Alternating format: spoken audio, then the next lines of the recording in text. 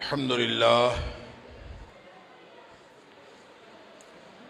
لله وكفى وسلام على عباده الذين اصطفى أشهد أن لا إله إلا الله وحده لا شريك له وأشهد أن محمدا عبده ورسوله صلى الله عليه وآله وسلم.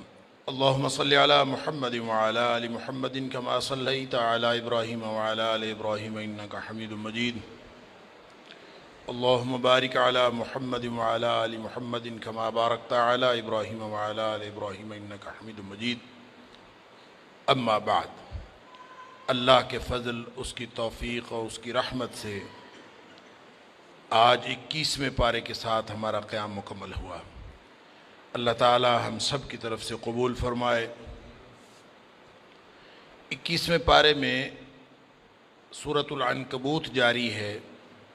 اس کی بقیہ 25 آیات، آیت نمبر 45 سے آیت نمبر 69 تک، اور اس کے علاوہ سورہ الروم پوری آج کے پارے میں شامل ہے، سورہ لقمان مکمل شامل ہے، سورہ سجدہ وہ پوری شامل ہے. اس کے علاوہ سورۃ الاحزاب کی پہلی 30 آیات بھی شامل ہیں. جہاں تک سورۃ العنکبوت کے مضامین کا یا مرکزی مضمون کا تعلق ہے تو اس کا مرکزی مضمون ہے ایمان کی آزمائش. یعنی اس میں یہ بنیادی نقطہ سمجھایا گیا ہے کہ فتح ہو یا کامیابی ہو وہ آزمائش کے بغیر نہیں ملتی. اللہ اکبر. وہ جیسے کسی شاعر نے کہا ہے کہ نہ گھبرا کثرت غم سے حصول کامیابی میں، کہ شاخ گل پہ پھول آنے سے پہلے خار آتے. تو یہ جو دنیا کی مشکلات ہیں، جو آزمائشیں ہیں، ان سے گزر کر کامیابی کا راستہ ہے، اس کے بغیر نہیں. تو 21واں پارہ جہاں سے شروع ہو رہا ہے، اتل ما اوحی الیک من الکتاب واقیم الصلاۃ، کہ اللہ کے کلام کی تلاوت کرتے رہیے اور نماز پڑھتے رہیے. یہ ہدایات دی گئی ہیں، نماز کا حکم ہے اور اس کی حکمت بھی بتائی گئی ہے. ان الصلاۃ تنہی عن الفحشاء والمنکر، یہ جو نماز ہے یہ تمہیں بے حیائی اور برائی کے کاموں سے روک لے گی. سبحان اللہ. وَلَذِكْرُ اللَّهِ اکبر. نماز کے ساتھ ایک بات فرمائی کہ اللہ کا ذکر جو ہے وہ سب سے بڑی چیز، اللہ کا ذکر سب سے بڑی چیز. اب دیکھیں، ایک تو بات یہ ہے کہ تلاوت قرآن پاک سے مراد یہ نہیں ہے کہ اس کو صرف ریڈنگ کرنا، بلکہ تلاوت سے مراد اس کو اجر و ثواب کے لیے پڑھنا بھی ہے، معانی پر تدبر اور تفکر کرنا، غور و فکر کر کے پڑھنا. اسی طرح اس کی تدریس کرنا، واعظ کرنا، مقاصد، پھر اس کے اوپر عمل کرنا، یہ ساری چیزیں اس کے اندر شامل ہیں. یعنی صرف پڑھنا نہیں ہے. اس لیے کہ تلا یتلو کا معنی جو ہے وہ صرف پڑھنا نہیں ہوتا، تلاوت کرنا نہیں ہوتا، بلکہ اس کے مطلب پیچھے چلنا بھی ہوتا. والقمر اذا تلاھا قرآن کے اندر آتا ہے، جو چاند جو اس کے پیچھے آتا ہے. تو اس کا مطلب اس کا پیچھے چلنا بھی، پیچھے چلنے سے مراد اس پر عمل کرنا. گویا پڑھنے سے لے کر عمل کرنے تک، سمجھنے اور عمل کرنے تک تمام چیزیں اس کے اندر شامل ہیں. گویا قرآن کو ضابطہ بنا لیجیے اور پھر نماز پڑھتے رہیے. نماز پھر آپ کو روک لے گی برائیوں سے اور بے حیائیوں سے. اللہ کا ذکر، اللہ کی یاد بہت بڑی چیز ہے. دیکھیں، ہم پڑھ چکے ہیں اقم الصلاۃ لذکری، نماز کو قائم کرو میری یاد کے لیے، میرے ذکر کے لیے. اور والا ذکر اللہ اکبر کو سمجھ لیجیے، اللہ کی یاد بہت بڑی چیز ہے. ذکر سے مراد وہ نہیں ہے، صرف وہ نہیں ہے جو ہم زبان سے کوئی چیز ادا کر دیں، یہ صرف یہ ذکر نہیں ہوتا. ذکر سے مراد اصل میں یاد ہے، اور یاد اصل میں دل میں ہوتی ہے. اور دل میں یاد کرنے کے لیے یہ جو زبان سے یاد کرنا ہے، یہ اس کے لیے ایک ذریعہ بنتا ہے. جب زبان سے آپ کہتے رہے لا الہ الا اللہ، لا الہ الا اللہ، سبحان اللہ، اللہ اکبر، الحمدللہ، لا حول ولا قوۃ الا باللہ، آپ پڑھتے رہے، دل میں اللہ کی یاد بس جاتی. جب آپ نماز پڑھتے ہیں تو بھی دل میں اللہ کی یاد، نماز اس کے لیے سب سے بڑا ذریعہ اللہ کی یاد کے لیے. لہذا اقم الصلاۃ لذکری، جو سمجھے کہ میں غفلت کا شکار ہوں، میں اللہ کی یاد سے غافل ہو گیا ہوں، اس کو چاہیے کہ وہ اٹھ کے نماز پڑھنی شروع کرے. اور جب نماز پڑھے گا تو نماز کے ذریعے سے اللہ تعالیٰ اس کی جو فریکوینسی ہے وہ سیٹ کر دے گا، اس کا فوکس ٹھیک ہو جائے گا. اس کے جو معاملات گڑبڑ ہوئے ہیں، اس کا جو آئینہ بصیرت دھندلا گیا ہے، اللہ تعالیٰ نماز کے ذریعے سے اس کو ٹھیک کر دے گا. سبحان اللہ. وَلَذِكْرُ اللَّهِ اکبر. یوں جب اللہ کی ریممبرنس اور اللہ کی یاد ہر وقت دل میں رہے تو یہ کائنات کی سب سے بڑی نعمت یہ ہے کہ اللہ کی یاد اس کو مل جائے. سبحان اللہ. واللہ یعلم ما تصنعون، اللہ کو سب پتہ ہے کہ تم کیا کر رہے ہو، سبحان اللہ، تم کس مقصد کے لیے کیا کیا کام کر رہے ہو۔ اگر اللہ کی یاد کے لیے کرو گے تو اللہ نے تو قانون بنایا ہوا ہے، فاذکرونی اذکرکم، تم مجھے یاد کرو میں تمہیں یاد کروں گا، پھر تو مسئلہ ہی حل ہو گیا۔ تم اللہ کی یاد کے لیے کرو تو صحیح، کچھ اللہ کو اپنی زندگی میں اپنے دل میں بٹھانے کے لیے اللہ کی یاد کو تم کچھ کرو تو اللہ تعالیٰ تمہیں یاد کرتا ہے۔ تو گویا نماز جو ہے یہ بطور علاج بھی ہے، یہ بطور پرہیز بھی ہے، یعنی آپ ایک پرہیز ہوتا ہے ایک علاج ہوتا ہے، پرہیز کرنا ہے تو بھی نماز ہے، علاج کرنا ہے تو بھی نماز، اور مدد وہ بھی نماز سے آتی ہے۔ یا ایھا الذین آمنوا استعینوا بالصبر والصلاۃ ہم پڑھائے ہیں۔ پھر یہ کہ اس میں جو کفار معجزے کا مطالبہ ہمیشہ کرتے تھے اس کا ذکر ہے، فرمایا اولم یکفیہم انا انزلنا علیک الکتاب یتلی علیہم، تو معجزہ تم مانگتے ہو تو یہ بتاؤ کہ یہ قرآن جو نازل ہوا ہے یہ بطور معجزہ کافی نہیں ہے؟ قرآن ایک زندہ معجزہ ہے اور یہ رحمت بھی ہے، نصیحت بھی ہے۔ ان فی ذلک لرحمۃ وذکریٰ لقوم یؤمنون، تم یقین کر کے دیکھو اس میں کائنات کی ہر طرح کی رحمت اس کے اندر موجود ہے، ہر طرح کی نصیحت اس کے اندر موجود ہے، اس سے بڑا معجزہ اور کوئی ہو ہی نہیں سکتا۔ یہ اللہ تعالیٰ نے نبی اکرم صلی اللہ علیہ وسلم کو زندہ معجزہ عطا فرمایا۔ پھر ہجرت کی اہمیت ہے، یا عبادی الذین آمنوا ان ارضی واسعۃ فایای فاعبدون، میری بندگی کرو، فوکس میری عبادت ہونی چاہیے، اس ملک میں ہو یا کسی اور ملک میں ہو، وطن چھوڑنا پڑے، زندگی بدلنی پڑے، اپنی نعمتیں چھوڑنی پڑے، اپنا وطن، ہر چیز ترک کرنی پڑے، اللہ کی بندگی کے لیے ترک کرنے کے لیے تیار ہو۔ میری زمین وسیع ہے، کوئی مسئلہ نہیں ہے، اور لیکن جب جانا ہے کہیں اور تو پھر یہ نہیں سمجھنا کہ آپ نے ہجرت کرنی ہے تو آپ موت سے بچ جائیں گے، آپ یہاں رہیں یا وہاں رہیں، موت تو آنی آنی، سبحان اللہ۔ اور دوسری بات یہ کہ رزق اللہ کے ہاتھ میں ہے، یہ بھی ذہن میں نہیں لانا کہ میں اگر ہجرت کروں گا تو پتہ نہیں میرے رزق کا کیا بنے گا، اچھا بھلا کاروبار یہاں چلا ہوا تھا، یہاں نوکری تھی، یہاں مسائل تھے، جب وہاں دوسری جگہ جاؤ گے تو اللہ تعالیٰ وہاں بھی رزق کے دروازے کھول دے گا، سبحان اللہ، کیونکہ اللہ تعالیٰ نے کسی کا رزق کسی ایک جگہ باندھا نہیں ہوا۔ مثال کے طور پر فرمایا کہ وَکَأَیٍّ مِّن دَابَّةٍ لَا تَحْمِلُ رِزْقَهَا اللَّهُ يَرْزُقُهَا وَإِيَّاكُمْ، سبحان اللہ۔ یہ جانور جتنے پھرتے ہیں، کبھی دیکھا ہے یہ اپنا رزق ساتھ اٹھا کے پھرتے ہوں، سال کا رزق اکٹھا کر کے بیٹھے ہوں؟ ان کو بھی تو اللہ رزق دیتا ہے، اللہ تو جو جانوروں کو رزق دیتا ہے۔ یہ سائنسدان بتاتے ہیں کہ یہ جو ویل مچھلی ہے نا، دنیا میں پتہ نہیں کتنے بڑے بڑے جانور کتنا کھاتے ہیں، کتنا کچھ، سارا ہی رزق اللہ پاک سب کو دیتا ہے اور کسی نے اس سے ذخیرہ کر کے نہیں رکھا ہوا۔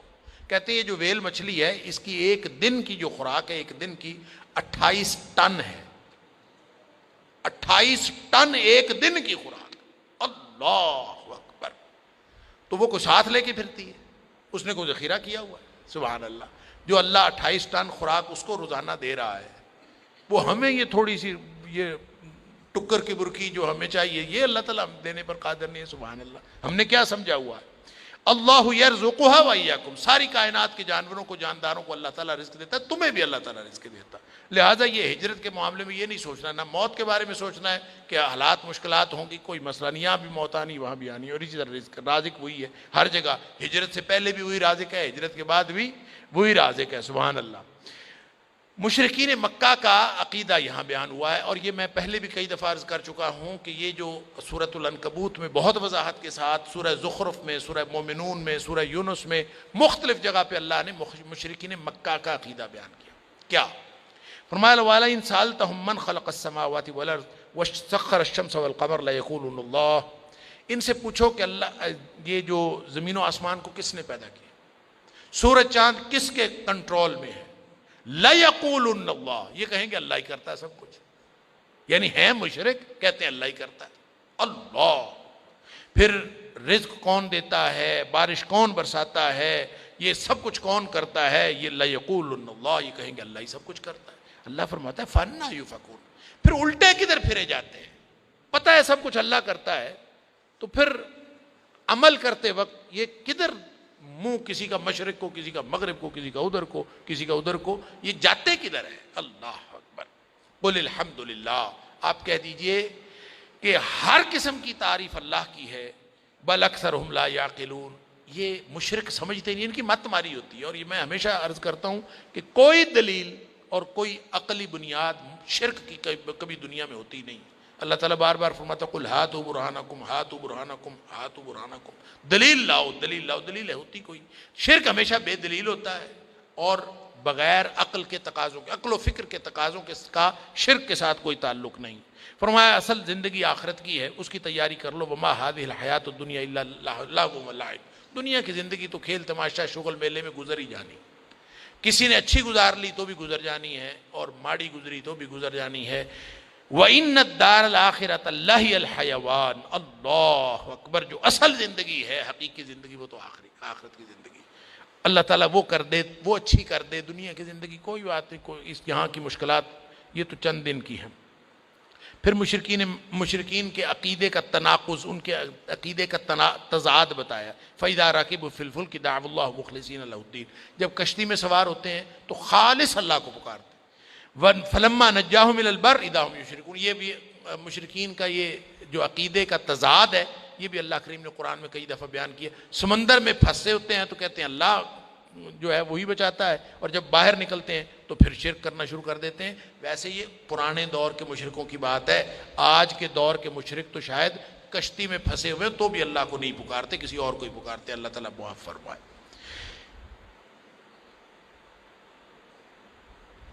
آخری آیت جو سورہ عنکبوت کی ہے نا، یہ ایسے لگتا ہے پوری زندگی کا ضابطہ ہے۔ جیسے میں نے پہلے عرض کیا تھا کہ آزمائشیں اور ابتلاء کے ذریعے سے کامیابی اور فتح ملتی ہے، یہ پوری صورت کا مضمون ہے۔ تو آخری آیت میں یہی مضمون بتایا گیا، وَالَّذِينَ جَاهَدُوا فِينَا لَنَهْدِيَنَّهُمْ سُبُلَنَا، جو لوگ ہمارے راستے میں مشقتیں اٹھاتے ہیں نا، ان کے لیے ہم راستے آسان کر دیتے ہیں، ان کے لیے راستے کھول دیتے ہیں۔ لہٰذا مشقت سے پیچھے نہیں ہٹنا چاہیے۔ اللہ کے راستے میں جو مشقت ہوتی ہے اسی میں تو اللہ تعالیٰ کے انعامات کے دروازے کھلتے ہیں۔ آگے سورہ روم ہے، سورہ روم کے اندر بھی دراصل مرکزی مضمون ہے فتح کی بشارت، بلکہ بعض مفسرین نے تو یہ لکھا ہے کہ یہ فتح مکہ کی بلکہ فتح بدر کی بشارت ہے، جو پہلی فتح اسلام کی ہے اس کی بشارت اس کے اندر۔ اصل میں ہوا یوں، روم اس کا نام، اس سورت کا نام روم اس لیے ہوا کہ الف لام میم غلبت الروم، رومی مغلوب ہو گئے۔ ہوا یہ کہ اس وقت دنیا جو تھی بائی پولر تھی، دو بڑی طاقتیں اس وقت تھیں قریب ہی حجاز کے، ایک سلطنت روما تھی اور ایک سلطنت کسرا تھی، فارس، سلطنت فارس۔ تو فارس کے بادشاہ کو کسرا کہتے تھے اور روم کے بادشاہ کو قیصر کہتے تھے۔ تو قیصر کی سلطنت اور کسرا کی سلطنت، قیصر و کسرا کی دو سلطنتیں بہت بڑی تھیں۔ کچھ ملک جو تھے وہ کسرا کے بلاک میں تھے، جیسے ہوتا ہے پوری دنیا میں بڑی طاقتوں کے ساتھ لوگ ہوتے ہیں، دنیا بائی پولر تھی۔ تو چونکہ رومی عیسائی تھے اور جو فارس کے لوگ تھے وہ مجوسی تھے، تو مسلمانوں کا جو نیچرل جھکاؤ تھا فطری، وہ عیسائیوں کی طرف تھا۔ ان کی آپس میں جنگیں ہوتی رہتی تھی، کبھی فارس جیت جاتا تھا، کبھی روم جیت جاتا تھا۔ تو ظاہر ہے مسلمانوں کا جھکاؤ فطری طور پر کوئی ایسا ان کا ان کے ساتھ کوئی پولیٹیکل ایفیلیشن تو نہیں تھی، لیکن فطری جھکاؤ اس لیے تھا کہ وہ اللہ کو ماننے والے تھے۔ تو بہرحال عیسائی جو ہیں وہ سارے اپنے شرک کے باوجود وہ سامی ادیان میں سے ہیں، اور مسلمانوں کا جھکاؤ ان کی طرف تھا۔ تو جنگ ہوئی تو فارس کو فتح ملی، رومی شکست کھا گئے۔ رومی شکست کھا گئے تو مشرکین مکہ جو ہے انہوں نے بڑے ڈانگرے بجائے جناب، انہوں نے تو بہت جشن منایا کہ دیکھیں کسرا جیت گیا۔ ان کی ہمدردیاں ان کے ساتھ تھی، صرف اس لیے کہ مسلمانوں کی ہمدردیاں عیسائیوں کے ساتھ، لہٰذا یہ ایک آپس میں چپکلش کی صورتحال پیدا ہو گئی۔ تو اس پر کہتے ہیں کہ ابو جہل کے ساتھ حضرت ابوبکر صدیق رضی اللہ تعالیٰ کا مکالمہ ہوا، تو حضرت ابوبکر صدیق رضی اللہ تعالیٰ نے کہا کہ ان قریب ہم بھی جیت جائیں، ان قریب رومی فتح مند ہوں گے اور جو فارس والے ہیں وہ شکست کھائیں۔ آپس میں گفتگو بڑی تو شرط لگ گئی۔ حضرت ابوبکر صدیق رضی اللہ تعالیٰ نے شرط لگا لی، اس نے کتنے عرصے میں؟ ابوبکر صدیق رضی اللہ تعالیٰ نے 5 سال کی شرط لگا لی، 5 سال کے اندر اندر جو ہے رومیوں کو پھر فتح ہو جائے۔ یہاں پہ اللہ تعالیٰ نے جو یہ اس موقع پر صورت نازل کی، مسلمان چونکہ تھوڑے دل گرفتہ تھے تو اللہ تعالیٰ نے مسلمانوں کو اس دل گرفتگی سے بھی نکالا، اور اپنے جو مسلمانوں کے حالات تھے مکہ کے اندر مغلوبیت تھے ان کو بھی غلبے کی بشارت دی کہ ان قریب رومی بھی جیت جائیں گے اور ان قریب اللہ آپ کو بھی فتح عطا فرمائے۔ اور ساتھ فرمایا کتنا عرصہ؟ فی بضع سنین، چند ہی سالوں میں یہ ہونے والا ہے، سارا کچھ ہو جائے گا چند سالوں میں۔ تو حضرت ابوبکر صدیق رضی اللہ عنہ نے 5 سال کی شرط لگائی تھی، تو نبی کریم صلی اللہ علیہ وسلم نے مشورہ دیا کہ تم نا یہ مدت تھوڑی سی بڑھا لو، 9 سال کر. حضرت ابوبکر صدیق رضی اللہ عنہ نے نبی کریم صلی اللہ علیہ وسلم کے مشورے سے 9 سال کر لی، کیونکہ بضع کا جو لفظ ہے نا یہ 9 تک بولا جاتا ہے، اور قرآن نے وعدہ کیا تھا فی بضع سنین، چند سالوں میں، تو گویا 9 سالوں میں تو پکی بات ہے، اس سے پہلے ہی ہو سکتا ہے. تو حضرت ابوبکر صدیق رضی اللہ عنہ نے یہ چینج کر لیے، تو بہر اللہ تعالیٰ نے اس دن پھر فتح دے دی. اور وَيَوْمَئِذٍ يَفْرَحُ الْمُؤْمِنُونَ فرمایا اس دن پھر اللہ تعالیٰ اہل ایمان کو خوشیاں دے گا. یعنی صرف رومی نہیں جیتیں گے بلکہ اللہ تعالیٰ بعد میں حق اور باطل کی اس جنگ میں مسلمانوں کو بھی فتح عطا کرے گا. اس لیے پھر دین کے بنیادی حقائق بتا دیے، قوانین الہی جو کائنات کے اندر جاری ساری ہیں، اور فرمایا ظاہری زندگی سے اندازہ نہ کرو، یعلمون ظاہرا من الحیات الدنیا وہم عن الآخرۃ ہم غافلون. تم ظاہری زندگی سے فیصلے کرتے ہو، فلاں جیت گیا فلاں ہار گیا، اصل تو زندگی آخرت کی ہے، اس وہاں فیصلے ہونے ہیں. اور وہی قانون جو یہاں دنیا میں لاگو ہے وہی انسانوں پر لاگو ہوتا ہے. دین کے بنیادی عقائد آیت نمبر 8 سے آگے دلائل الوہیت ہیں، ثبوت قیامت کے دلائل ہیں، اور پھر قیامت میں اہل ایمان اور اہل کفر الگ الگ ہو جائیں گے، اس کا تذکرہ ہے. پھر آگے پھر دلائل توحید ہیں. 6 جگہ لفظ آیت کی تکرار ہے، وَمِنْ آیَاتِهِ وَمِنْ آیَاتِهِ وَمِنْ آیَاتِهِ. اللہ کی نشانیوں میں سے یہ بھی ہے، اللہ کی نشانیوں میں سے یہ بھی ہے. گویا پوری کائنات میں ارد گرد نشانیاں پھیلی ہوئی ہیں. مٹی سے اللہ نے انسان کو پیدا کیا، یہ بھی نشانی ہے. جوڑے بنائے باہمی سکون کے لیے، یہ بھی اللہ کی نشانی ہے. زمین و آسمان تخلیق فرمایا، یہ بھی اللہ کی نشانی ہے. اور زبان اور رنگ کا جو اختلاف ہے، مختلف رنگ اور مختلف زبانوں کے لوگ، یہ بھی اللہ کی نشانی ہے. رات آرام کے لیے، دن رزق کا ذریعہ بنایا، یہ بھی نشانی ہے. پھر وہ بجلی دکھاتا ہے، بجلی کڑکتی ہے، چمکتی ہے، سبحان اللہ. اور کہیں خوف، کبھی تو بجلی چمکنے سے خوف لاحق ہوتا ہے، اور کبھی بجلی چمکنے سے امید جو ہے وہ بن پڑتی ہے کہ بارش ہوگی تو کھیتی ہوگی، سبحان اللہ. فرمایا کہ یہ سب کچھ جو ہے اللہ تعالیٰ کی طرف، یہ بھی نشانی ہے. اور پھر جب بارش ہوتی ہے تو مردہ کھیتی وہ کھلکھلا اٹھتی ہے اور لہلہا اٹھتی ہے، یہ بھی ایک اللہ تعالیٰ کی طرف نشانی ہے. اسی طرح بغیر ستون کے آسمان بنائے ہیں، اور بغیر سہارے کے زمین بنائی ہے. تمام کائنات اسی کی فرما بردار ہے.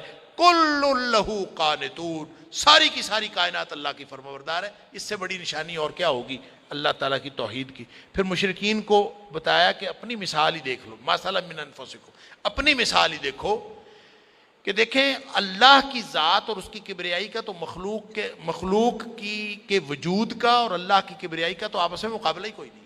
لیکن تم آپس میں دیکھو ایک دوسرے کے، حل لکم مما ملکت ایمانکم من شرکاء فیما رزقناکم انتم فیہ سواء.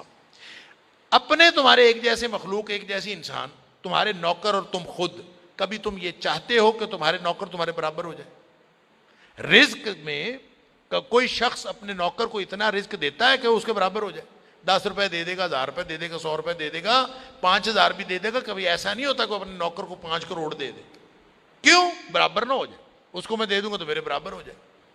اللہ تعالیٰ سوال کرتا ہے کہ تم اپنے جیسے انسانوں کو اپنے برابر نہیں آنے دیتے. کبھی خدا کی کبریائی، خالق مالک اور مدبر کائنات کا کبھی خیال کیا ہے کہ تم مخلوق میں سے حقیر مخلوق جس کی اللہ کی کبریائی کے سامنے کوئی حیثیت نہیں ہے، اس کا وجود بھی کوئی نہیں ہے، تم اس کو شریک ٹھہراتے ہو اللہ کے ساتھ؟ اللہ اکبر. تخافونہم کخیفتکم انفسکم، آپس میں تم جو ایک دوسرے کے جو ہیں وہ یعنی اس کے امیر ہونے سے ڈرتے ہو کہ کہیں برابر نہ ہو جائے. اللہ کذالک نفصل الآیات لقوم یعقلون. اللہ تعالیٰ سمجھنے والوں کے لیے اس طرح کھول کھول کے آیتیں بیان کرتا ہے. پھر فرمایا کہ اسلام جو ہے وہ دین فطرت ہے، اس کی طرف فاقم وجہک للدین حنیفا فطرۃ اللہ التی فطر الناس علیہا. یہ دین فطرت، اللہ تعالیٰ نے فطرت کا مطلب یہ ہے کہ اللہ نے انسانوں کی خاص فطرت بنایا ہے. کل مولود یولد علی الفطرہ.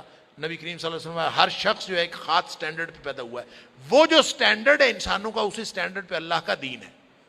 لہٰذا یہ دین ضابطہ ہے جو انسانوں کی فطرت کے عین مطابق ہے. اور فرمایا ذالک الدین القیم، یہ سیدھا سیدھا دین یہی ہے. ولکن اکثر الناس لا یعلمون، لوگ جو ہیں وہ اس بات کو نہیں جانتے. لا تبدیل لخلق اللہ.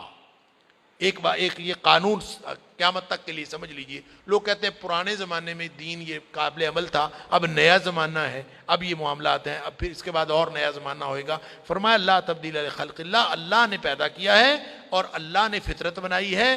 فطرت نہیں بدلتی، قدیم دور کے لوگ ہوں یا جدید دور کے لوگ ہوں، لہٰذا دین وہی ہے. پھر آگے فرقہ واریت سے بچنے کا اور انسانوں کو ٹکڑے کرنے کا جو ہے فرمایا کہ اس سے بھی بچو. کل حزب بما لدیہم فرحون، ہر گروہ اپنے اپنے جو کچھ اس کے پاس ہے اس پر خوش ہے. من الذین فرقوا دینہم کان شیعا، فرمایا کہ یہ جو ٹکڑے ٹکڑے ہو جانا ہے اور فرقے فرقے بن جانا ہے، یہ شرک ہے، یہ بھی شرک ہے، لہٰذا اس سے بھی بچو۔ پھر رزق کا بنیادی فلسفہ بتایا ہے کہ تم یہ سمجھتے ہو نا آپس میں جو کاروبار کر کے یہ کر لوں گا وہ کر لوں گا رزق بڑھ جائے گا۔ وما آتیتم من ربا لیربو فی اموال الناس، آپس میں سودی لین دین کرتے ہو اس طرح مال بڑھ جاتا ہے۔ فرمایا فلا یربو عند اللہ، اللہ کے ہاں کوئی نہیں بڑھتا، یہ تمہارے تھوڑی کبھی کسی وقت۔ یہ فلسفہ یہ ہے کہ ہمیں لگتا ہے دیکھنے میں سود آیا 1 روپیہ بڑھ گیا، صدقہ گیا تو کم ہو گیا۔ فرمایا ما نقصت صدقۃ من مال، گارنٹی ہے کہ بظاہر تمہیں 100 روپے میں سے 10 روپے صدقہ دے دیا تو مال کم ہوتا ہوا نظر آئے گا، گارنٹی ہے کہ کبھی صدقے سے مال کم نہیں ہوتا۔ تو جس طرح صدقے سے مال کم نہیں ہوتا، سود سے کبھی مال بڑھتا نہیں ہے۔ اللہ، اس لیے کہ سورہ بقرہ میں پڑھا یمحق اللہ الربا ویربی الصدقات، اللہ صدقات کو پالتا ہے اور اللہ سود کو مٹاتا ہے۔ جتنا مرضی سود ہو، کبھی کوئی سودی بندہ آپ کو ایک تو مخبوط الحواس نظر آئے گا سود کھانے والا، اس کے کبھی پریشانیاں ختم نہیں ہوتی۔ اللہ، جیسے قرآن نے کہا یا ایسے ہے جیسے اس کو یتخبطہ الشیاطین من المس، جیسے شیطان نے جو ہے نا اس کو ساتھ چھو کے اس کو مخبوط الحواس بنا دیا ہو۔ تو ایک تو مخبوط الحواس ہوتا ہے اور دوسرا کبھی بھی اس کے پوری نہیں پڑتی جو شخص سودی کاروبار کرتا ہے۔ آگے پھر فرمایا کہ جو لوگ کفر اور معصیت کرتے ہیں، لوگوں کے برے کرتوت جو ہوتے ہیں، اس کی جو نحوست ہے صرف ایک بندے پر نہیں پڑتی۔ ظہر الفساد فی البر والبحر بما کسبت ایدی الناس، زمین و آسمان کا نظام بگڑ جاتا ہے لوگوں کے کرتوتوں کی وجہ سے۔ اللہ اکبر، موسم بدل جاتے ہیں، جس دور میں بارشیں ہونی ہوتی ہیں بارشیں نہیں ہوتی، جب ہوائیں چلنی ہوتی ہیں ہوائیں نہیں چلتی، جب نہیں چلنی ہوتی ہیں ہوائیں رکنے کا نام نہیں لیتی، سارا نظام بگڑ جاتا ہے۔ ظہر الفساد فی البر والبحر بما کسبت ایدی الناس، لوگوں کے کرتوتوں کی وجہ سے۔ اللہ، فساد فی الارض سارا کا سارا لوگوں کے کرتوتوں کی وجہ سے۔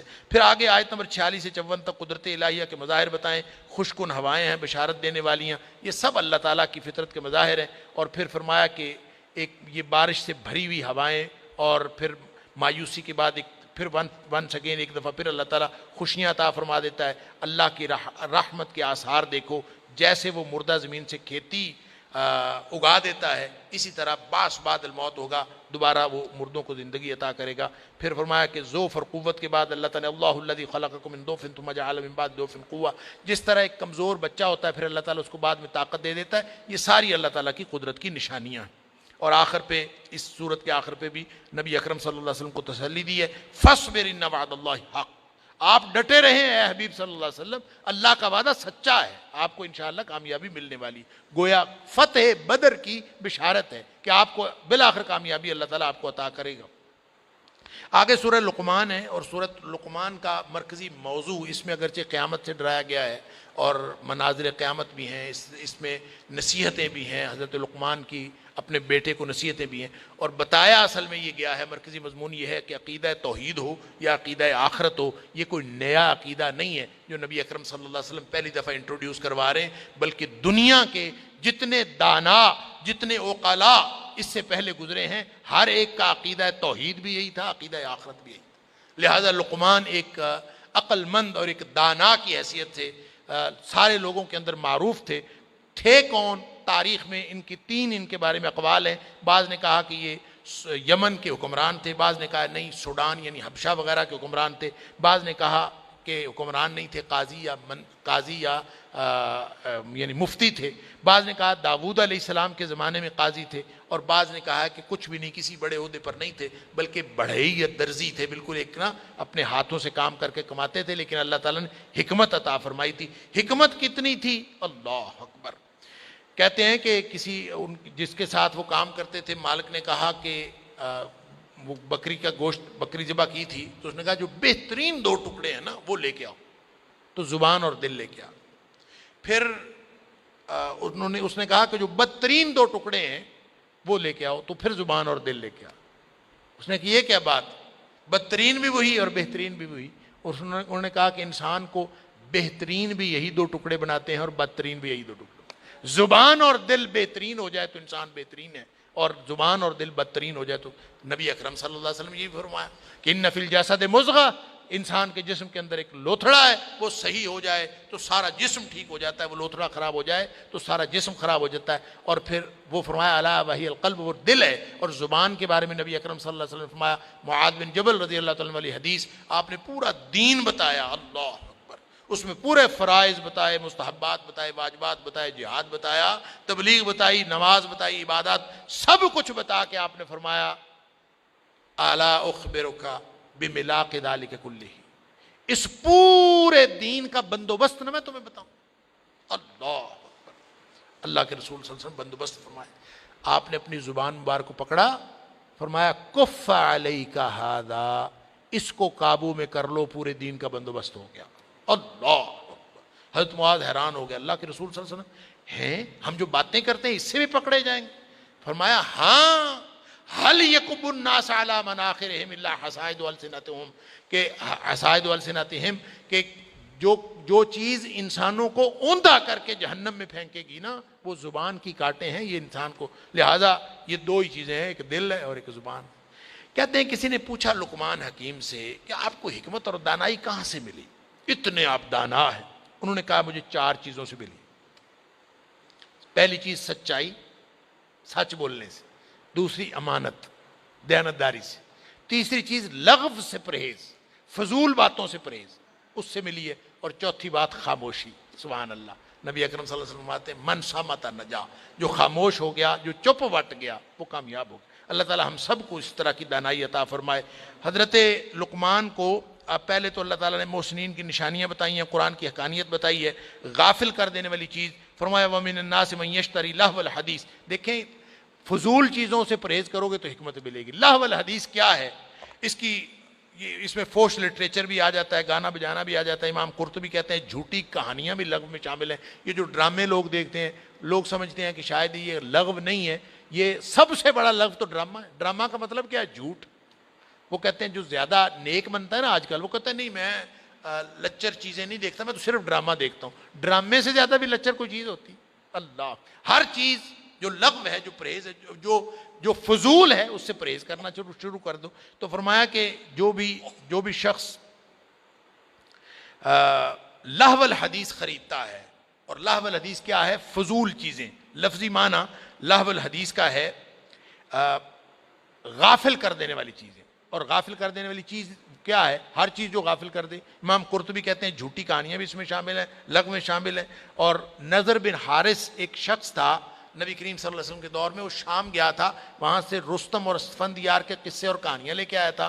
ایک وہ کہانیوں کی محفل لگاتا تھا، اس میں کہانیاں سناتا تھا تاکہ نبی کریم صلی اللہ علیہ وسلم کی دعوت کا توڑ ہو سکے۔ اور حضرت ابن عباس رضی اللہ تعالیٰ فرماتے ہیں یہ آیت جو نازل ہوئی ہے نا، یہ نضر بن حارث کے بارے میں نازل ہوئی، اور کہانیاں ہی سناتا تھا۔ یا پھر اس نے ایک اور کام کیا تھا کہ اس نے گانے بجانے والیاں مغنیات رکھی ہوئی تھیں، اور جس دن نبی کریم صلی اللہ علیہ وسلم بیٹھے صحابہ کرام سے کوئی بات کرتے تھے تو یا کسی کو تبلیغ کرتے تھے، وہ بدبخت اپنی گانے بجانے کی محفل سجاتا تھا۔ تو یہ گویا اس سے مراد لہو الحدیث سے مراد گانا بجانا، فوش لٹریچر، جھوٹی کہانیاں، ڈرامے، اس طرح کی ساری چیزیں اس میں۔ فرمایا جو شخص اس طرح سے کرتا ہے لیضل عن سبیل اللہ، تاکہ وہ اللہ کے راستے سے غافل کرے بغیر علم، جہالت کی بنیاد پر، اور جو بھی اس طرح کرتا ہے اولئک لہم عذاب مہین، ان کے لیے رسوا کن عذاب ہے جو کچھ بھی اس طرح کرتا ہے۔ اللہ تعالیٰ معاف فرمائے۔ اس کے بعد وہ نصیحتیں جو لقمان نے اپنے بیٹے سے کی تھی، گویا کوئی شخص، کوئی والدین اپنے بچوں کی تربیت کرنا چاہیں تو یہ بہترین ایک نصاب ہے سورہ لقمان۔ فرمایا کہ انہوں نے کہا تھا اپنے بیٹے سے، سب سے پہلی بات کہی تھی بیٹے شرک نہ کرنا، ان الشرک لظلم عظیم، کائنات کا سب سے بڑا ظلم شرک ہے۔ والدین سے اس نے سلوک کرنا، والدین کافر بھی ہونا، سبحان اللہ۔ وَإِن جَاهَدَاكَ عَلَىٰ أَن تُشْرِكَ بِي مَا لَيْسَ لَكَ بِهِ عِلْمٌ فَلَا تُطِعْهُمَا، اگر وہ شرک کا حکم بھی دے نا والدین، تو وہ ان کی شرک والی بات تو نہیں ماننی۔ وَصَاحِبْهُمَا فِي الدُّنْيَا مَعْرُوفًا، لیکن دنیاوی اعتبار سے اس نے سلوک ان سے پھر بھی کرنا ہے، سبحان اللہ۔ پھر فرمایا کہ ایک بات یاد رکھو، یا بنی انہا ان تک مثقال حبۃ من خردل فتکن فی، سبحان اللہ، رائی کے دانے کے برابر بھی کوئی عمل ہو اور پہاڑ کی چٹان میں چھپا ہوا ہو، اللہ تعالیٰ وہ بھی سامنے لے آئے۔ لہٰذا یہ نہیں سمجھنا کہ یہ میں نے عمل کر لیا ہے تو اب کوئی نہیں دیکھنے والا، اللہ کے سامنے ہر چیز۔ نماز قائم کرو، نیکی کا حکم دیا کرو، برائی سے منع کیا کرو، صبر کا مظاہرہ عظیمت کا کام ہے، سبحان اللہ۔ کہ فرمایا کہ وَاصْبِرْ عَلَىٰ مَا أَصَابَكَ إِنَّ ذَلِكَ مِنْ عَزْمِ الْأُمُورِ، صبر کرنا اور ڈٹے رہنا یہ تو بہت عظیمت کے کاموں میں ہے۔ لوگوں کو حقیر مت سمجھو، تکبر سے منہ نہیں موڑنا۔ وَلَا تُصَعِّرْ خَدَّكَ لِلنَّاسِ، ایسے گال پھلا کے کسی کو ایسے بات کرنا منہ موڑ کے، یہ تکبر کی علامت ہے، کبھی نہیں۔ نبی کریم صلی اللہ علیہ وسلم کی عادت مبارک تھی، کوئی شخص بات کرتا تھا، نبی پاک صلی اللہ علیہ وسلم کبھی یہ سائیڈ کر کے کبھی اس سے بات نہیں کرتے تھے، ہاں بھی بتاؤ کیا بات ہے، نہ، آپ بالکل اس کے سامنے ہوتے تھے، سیدھے اس کے سامنے پوری توجہ کر کے آپ بات سنتے تھے۔ گویا اس طرح سے جو کوئی شخص کہتا ہاں کہو بھئی جو کہنا ہے، اس کا مطلب ہے تکبر ہے اس شخص کے اندر، لہٰذا یہ منہ موڑ کے ولا تمش فی الارض مرحا، اسی طرح زمین میں اکڑ کر مت چلو، چال میں بھی میانہ روی، آواز میں بھی اعتدال۔ یہ وہ ہدایات ہیں جو حضرت لقمان نے اپنے بیٹے کو دی تھی۔ آگے دلائل توحید ہے، آیت نمبر 20 سے لے کر آخر تک جو ہے دلائل توحید ہے۔ آگے سورہ سجدہ ہے، سورہ سجدہ کے اندر بھی دلائل توحید و قیامت ہے۔ نبی اکرم صلی اللہ علیہ وسلم اسی لیے اس کو فجر کی نماز کی پہلی رکعت میں عام طور پر پڑھا کرتے تھے، اس لیے کہ قیامت بھی جمعوں کو آنی ہے۔ امام بغوی رحمۃ اللہ علیہ فرماتے ہیں قیامت بھی جمعے کو آنی ہے، اس میں قیامت کا ذکر ہے اور اس میں جنت جہنم کا ذکر ہے، اور اس لیے نبی کریم صلی اللہ علیہ وسلم اس کا انتخاب فرماتے تھے۔ بعض روایتوں میں آتا ہے کہ رات کو سوتے وقت سورہ ملک کے ساتھ بھی نبی کریم صلی اللہ علیہ وسلم اس کو پڑھ کے سوتے تھے۔ البتہ جمعے کے ساتھ جو اس کا تعلق ہے، جمعے والے دن کے ساتھ اور قیامت کے ساتھ، تو اس کا ایک تبلیغ کے ساتھ بھی تعلق ہے، تفہیم کے ساتھ بھی، اور لوگوں کو اللہ کی توحید کی طرف متوجہ کرنے کے ساتھ بھی۔ اور وہ یہ ہے کہ کسی بزرگ سے کسی نے پوچھا کہ میں تقریر کرنا میں نے کی ہے تو مجھے کوئی نصیحت کرے۔ انہوں نے کہا ہر تقریر میں جنت اور جہنم کا ذکر ضرور ہونا چاہیے۔ کیوں؟ یہ دو ہی تو چیزیں جو انسان کو راہ راست پہ رکھتی ہیں، جنت کا شوق اور جہنم کا خوف۔ جدید دور کے صوفیوں نے پتہ کیا کر رکھا ہے؟ وہ کہتے ہیں کہ نہ خوف سے عبادت کرنی چاہیے، جہنم کے خوف سے، عذابوں کے خوف سے بھی عبادت نہیں کرنی چاہیے، اور جنت کے شوق میں بھی، لالچ میں بھی عبادت نہیں کرنی چاہیے، بلکہ عبادت کرنی چاہیے اس لیے کہ اللہ لائق عبادت ہے۔ یہ ویسے تو جملہ بڑا اچھا لگتا ہے کہ یار گالتے ٹھیک، اللہ اکبر، لیکن یہ قرآن کے فلسفہ عبادت کے خلاف ہے۔ قرآن کہتا ہے یدعون ربہم خوفا و طمعا، اپنے رب کی وہ بندگی کرتے ہیں ڈرتے ہوئے اور امید رکھتے ہوئے، لہذا جہنم کا خوف اور جنت کا شوق یہ ایمان کی نشانی ہے، اور اس کے ذریعے سے کرنی چاہیے، اور اس کا ذکر اس کے اندر موجود ہے۔ فرمایا اہل ایمان کی نشانی ہے کہ وہ اللہ کے ڈر سے، عذابوں کے خوف سے، خوف و طمع، وہ اپنے بستروں سے الگ رہتے ہیں، راتوں کو اٹھ کے اللہ تعالیٰ کی بندگی کرتے ہیں۔ اللہ تعالیٰ ہم سب کو ان میں سے بنائے۔ اور آخری آیت جو ہے سورہ سجدہ کی، اس میں دھمکی ہے کفار کو، فَأَعْرِضْ عَنْهُمْ وَانْتَظِرْ إِنَّهُمْ مُنْتَظِرُونَ، کہ اے حبیب صلی اللہ علیہ وسلم ان سے آپ اعراض کیجئے اور ان کو کہیے کہ انتظار کریں، ہم بھی انتظار کرنے والے ہیں، گویا تمہارے اوپر عذاب آنے والا ہے۔ اس کے بعد سورہ احزاب ہے، اس کی آخر پہ اس کی 30 آیات آج کے منزل میں شامل تھیں۔ سورہ احزاب احکام کی صورتوں میں سے ہے، اور اس میں ہدایات بھی ہیں، احکام بھی ہیں، انفرادی اصلاح اور اجتماعی تنظیم کے لیے ایک ضابطہ ہے۔ احزاب، لفظ احزاب جنگ احزاب کو کہا جاتا ہے، حزب کی جمع ہے احزاب۔ 5 ہجری میں ایک جنگ ہوئی تھی، سارا عرب امڑ آیا تھا ایک مدینے کی چھوٹی سی بستی کو تاخت و تاراج کرنے کے لیے، اس جنگ کو جنگ احزاب کہتے ہیں۔ نبی کریم صلی اللہ علیہ وسلم، آپ کے ساتھی تھوڑے تھے، اس بڑے لشکر کا مقابلہ کرنے کی طاقت نہیں تھی، لہٰذا خندق کھود لی تاکہ وہ ادھر نہ آ سکیں، اور خندق کھودنے میں بڑی ہمت لگی، محنت لگی، کئی مہینہ بھر محاصرہ رہا، بہت ہی ایک کٹھن دور تھا۔ اور یوں کہہ لیجئے کہ غزوہ بدر ہوا، غزوہ احد ہوا، اس کے بعد غزوہ احزاب ہوا۔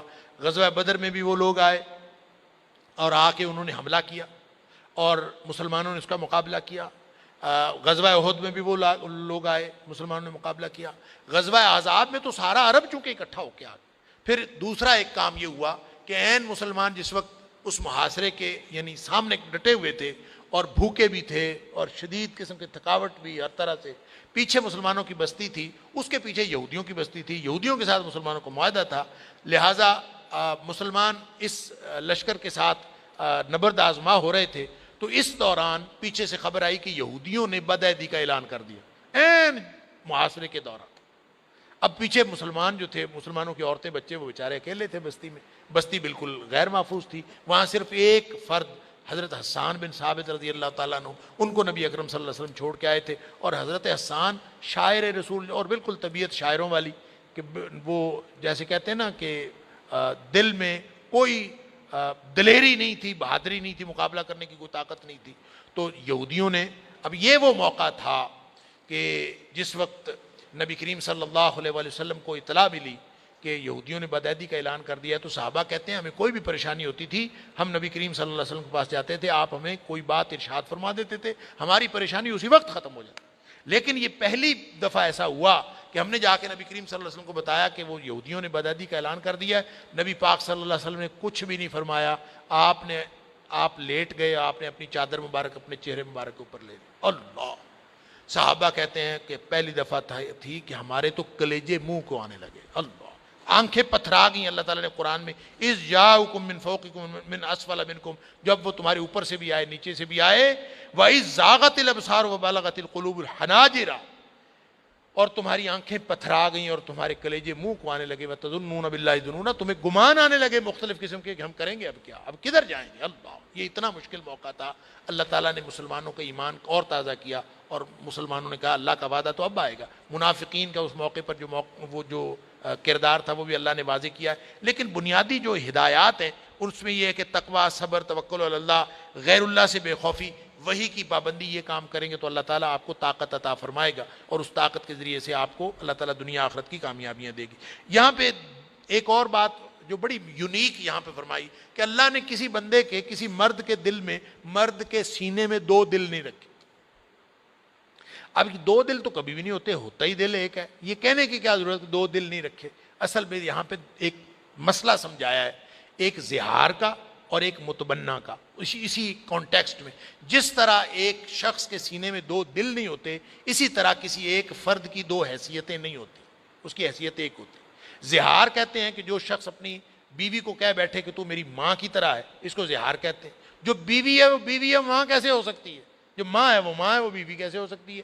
ایک فرد کی دو حیثیتیں. جس طرح ایک شخص کے سینے میں دو دل نہیں ہو سکتے، اسی طرح ایک خاتون کی دو حیثیتیں نہیں ہو سکتی. اسی طرح متبنہ ہے. متبنہ اس کو کہتے ہیں جو منہ بولا لے پالک بیٹا ہوتا ہے. تو وہ بیٹا کسی اور کا ہے، ماں جایا کسی اور کا ہے، آپ نے اس کو اپنا منہ بولا بیٹا بنایا، وہ دونوں کا بیٹا کیسے ہو سکتا ہے؟ آپ کہیں کہ اس کا بھی بیٹا ہے ہمارا بھی بیٹا ہے، یہ کیسے ہو سکتا ہے؟ لہٰذا متبنہ کے بارے میں قیامت تک کے لیے اصول بنا دیا، وہ بیٹا اپنے والدین کا ہی رہے گا. لہذا وراثت کے اصول، رشتہ داریوں کے اصول سارے کے سارے وہی رہیں گے جو اس کے اصل والدین کے اعتبار سے ہیں، وہ تبدیل نہیں ہوتے. اس لیے نہ تو ان کے ولدیت تبدیل ہونی چاہیے، اور نہ، ہاں فرمایا کہ اگر تمہیں پتہ ہی نہ ہو کہ وہ اس کے والدین کون ہیں، فَإِخْوَانُكُمْ فِي الدِّينِ، پھر یہ جیسے باقی دینی بھائی ہیں یہ بھی تمہارے دینی بھائی. لیکن ایسا نہیں ہوتا کہ وہ بیٹا بن گیا ہے اب وہ آپ کی بیٹیوں کا محرم بن گیا ہے، ایسا نہیں ہو سکتا منہ بولے بیٹے. لہٰذا یہ احکام بھی قیامت تک کے لیے بتا دی. پھر آگے نبی کریم صلی اللہ علیہ وسلم کے امتیازات ہیں کہ نبی پاک صلی اللہ علیہ وسلم جو ہیں ہر اعتبار سے مومنوں سے زیادہ حقدار ہیں، ان کی اپنی جانوں سے، اور آپ کی بیویاں جو ہیں امت کی مائیں ہیں. یہ ہے وہ ازواجہ امہاتہم، یہاں سے ہمارا رشتہ قائم ہوا. جو ہم کہتے ہیں ہماری امی عائشہ، امی زینب، جو ہم امی سودا، ساری کی ساری جو امہات المومنین ہیں، مومنوں کی مائیں ہیں. اگر اہل ایمان ہیں تو ہماری مائیں ہیں. اللہ نے فرمایا وازواجہ امہاتہم، ان کی جو بیویاں ہیں نبی پاک صلی اللہ علیہ وسلم کی. آگے پھر یہ آیت نمبر 9 سے 27 تک غزوہ احزاب کا ذکر ہے. اور یہ جو ہم آیت، بڑی مشہور آیت ہے نا، لقد کان لکم فی رسول اللہ اسوۃ حسنہ، کہ اللہ کے رسول صلی اللہ علیہ وسلم کی ذات میں تمہارے لیے اسوہ حسنہ، بہترین نمونہ ہے. یہ جو بہترین نمونہ ہے یہ جہاد کے ضمن میں ہے، غزوہ احزاب کے ضمن میں ہے. یہ نمونہ وہ نہیں ہے کہ میٹھی میٹھی سنتیں لے لیں اور جو جس میں تھوڑا سا مشکل لگے وہاں آپ کہیں کہ جناب نہیں، یہ اصل میں ہے ہی جہاد کے ضمن میں. پھر وہ جہاد کا ضابطہ بتایا گیا ہے کہ اہل ایمان کا ایمان اور زیادہ مضبوط ہوتا ہے جب جہاد کی صورت ہوتی ہے. تو میں نے پہلے بھی عرض کیا تھا کہ اللہ تعالیٰ قرآن میں بار بار ایک بات بتاتا ہے کہ دو مواقع ایسے ہیں جب منافقین کا جو نفاق ہے نا وہ واضح ہوتا ہے، وہ ایکسپوز ہو جاتا ہے. ایک مال خرچ کرتے وقت وہ ایکسپوز ہو جاتا ہے، یعنی اگر کسی نے نفاق سے بچنا ہے نا تو وہ انفاق کرے، اس سے انسان نفاق سے بچتا ہے. اور انفاق فی سبیل اللہ کرتے وقت جو منافق ہوتا ہے اس کے کلے کو رگ پڑتا ہے، وہ کبھی بھی نہیں کرتا، لہذا وہ ایکسپوز ہو جاتا ہے. اور دوسرا جہاد کے موقع پر جہاں جان لگانی ہوتی ہے وہاں پھر منافق ایکسپوز ہو جاتے ہیں. لہٰذا غزوہ احزاب کے اوپر بھی موقع پر بھی منافقین ایکسپوز ہوئے ہیں. نبی کریم صلی اللہ تعالیٰ نے اس کا ذکر کیا ہے.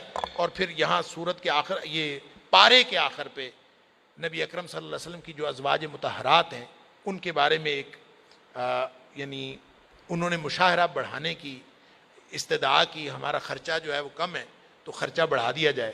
یہ آیت تخیر اس کو کہتے ہیں کہ کہا گیا کہ اے نبی کی بیویوں وَإِن كُنتُنَّ تُرِدْنَ اللَّهَ وَرَسُولَهُ وَالدَّارَ الْآخِرَةَ فَإِنَّ اللَّهَ أَعَدَّ لِلْمُحْسِنَاتِ مِنكُنَّ أَجْرًا, بلکہ اس کے پیچھے یا ایھا النبی قُل لِأَزْوَاجِکَ إِن كُنتُنَّ تُرِدْنَ الْحَیَاةَ الدُّنْیَا وَزِینَتَہَا. اللہ انہوں نے کہا ہمارا خرچہ مرچہ بڑھا دیں. اب چاہیے تو یہ تھا, ہمارے ہاں تو اصول یہی ہے کہ جن کا خرچہ نہیں ملتا. اب یہ ساری خواتین جو ہمارے یہ حقوق نسواں کی تحریکوں سے متاثر, یہ ہر وقت اسی چکر میں مردوں کے حقوق, مرد ہمارے حقوق کھا گئے, فلاں حق کھا گیا, فلاں کھا گیا. انہوں نے خرچے کی بات کی. نبی کریم صلی اللہ علیہ وسلم کو اللہ نے وحی کے ذریعے بتا دیا کہ اے حبیب صلی اللہ علیہ وسلم ان کو کہہ دیجئے کہ دنیا چاہیے نا تو میں تمہیں طلاق دے دیتا ہوں, چلی جائے, جا کے کسی امیر کبیر سے شادی کر لیں. اور اگر اللہ اور اس کا رسول صلی اللہ علیہ وسلم چاہیے تو پھر اس سارے معاملات کو برداشت کریں. اللہ, یہ وہ آیت تخییر ہے کہ اس پر امہات المومنین میں سے ایک نے بھی نہیں کہا کہ ہم نے جانا, سب نے کہا کہ ہمیں اللہ اور اس کا رسول صلی اللہ علیہ وسلم چاہیے. سبحان اللہ. اور آخری آیت جو آج کے پارے کی ہے اس میں فرمایا کہ اگر تم سے غلطی ہو جائے نا اے نبی کی بیویو, تم سے غلطی ہو جائے تو تمہاری دگنی سزا ہے.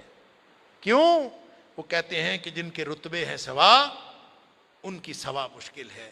جن کو اللہ تعالیٰ مرتبہ اور مقام عطا کرتا ہے اس کی پھر ذمہ داری بھی دوہری ہو جاتی ہے. اللہ تعالیٰ ہم سب کو قرآن سمجھنے اور عمل کرنے کی توفیق عطا فرمائے. وآخر دعوانا الحمدللہ رب العالمین.